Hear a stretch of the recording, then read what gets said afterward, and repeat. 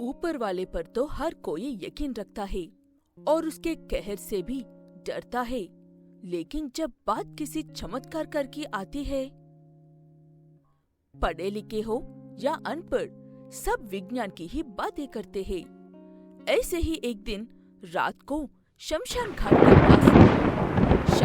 के पास से गुजरते वक्त बहुत ज्यादा बारिश होने की वजह से अनामिका वहीं पर एक पेड़ के नीचे रुक गई थी।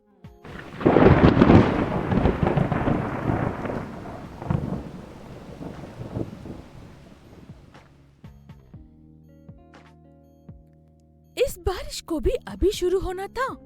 पहले से ही तबीयत खराब है। इस बारिश में भीग गई तो अगले दिन ड्यूटी पर नहीं जा पाऊंगी।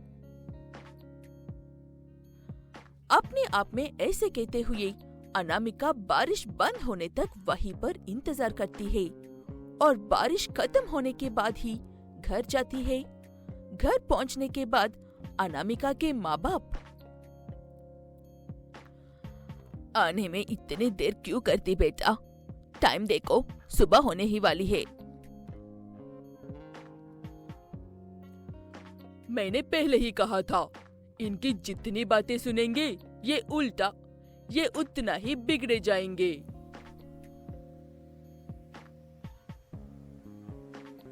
अनामिका के पिता भीम गुस्से वाले और अपने उसूलों के पक्के हैं।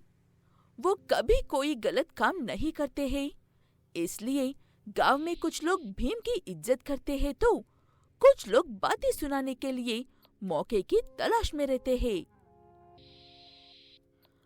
आप और आपका गुस्सा, बाहर बारिश देखिए कितनी तेज हो रही है, इसलिए कहीं पर रुक गई होगी। ठीक है कहकर उस बात को वहीं पर खत्म करके सब घर में चले जाते हैं। अगले दिन से अनामिका की तबीयत हर रोज खराब रहने लगती है।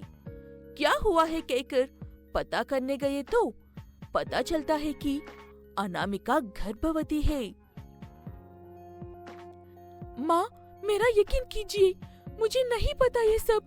ऐसा हो ही नहीं सकता है माँ। एक बार और डॉक्टर से टेस्ट करवाते हैं। ऐसे कहते हुए कितनी बार टेस्ट करने पर भी वही दिखाता है। अनामिका जैसे तैसे करके अपनी माँ को तो यकीन दिला देती है कि उसने कोई गलत काम नहीं किया है, लेकिन समय के साथ बदलते हुए बदलाव की वजह से जब ये बात भीम को पता चलती है तो उसे समझ नहीं आता है कि किसके साथ कैसे बर्ताव करना चाहिए और किस किस को जवाब देना चाहिए। मैं तुम्हें सिर्फ 2 दिन का वक्त देता हूँ। या तो अपने बच्चे का बाप को लेकर आओ या फिर चले जाओ हमारी जिंदगी से और भूल जाओ कि हम तुम्हारे माँ बाप हैं। ऐसे कहकर भीम तो वहाँ से चला जाता है, लेकिन उस बच्चे के बाप को अनामिका कहाँ से लेकर आएगी, जो कभी था ही नहीं। इसलिए अनामिका घर छोड़कर गांव के बाहर एक छोटी सी झोपड़ी में रहने लगती है।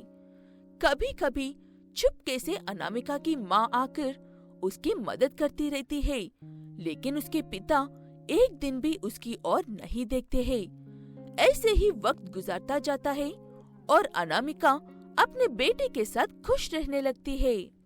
घर ना सही, लेकिन अब तो गांव में आ जाओ बेटा। लोग पीछे चाहे जो कहे, सामने तो अच्छा बर्ताव ही करते हैं ना। कौन सा अच्छा बर्ताव करते हैं माँ?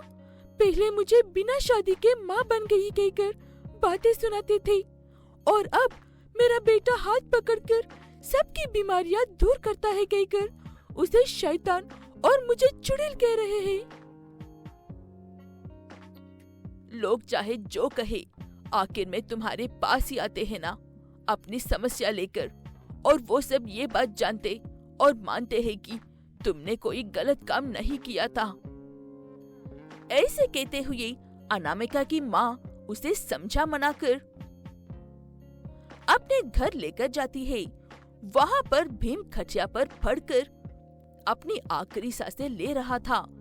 वो देखकर जाकर अनामिका का बेटा अपने नाना के हाथ पकड़ लेता है कुछ ही देर में भीम एकदम ठीक हो जाता है। तुम मुझे माफ करो या ना करो, माफी मांगना मेरी जिम्मेदारी है। तुमने कोई गलत काम नहीं किया था, मुझे माफ कर दो बेटा। ऐसे आखिरकार अनामिका को अपनी इज्जत वापस मिल जाती है।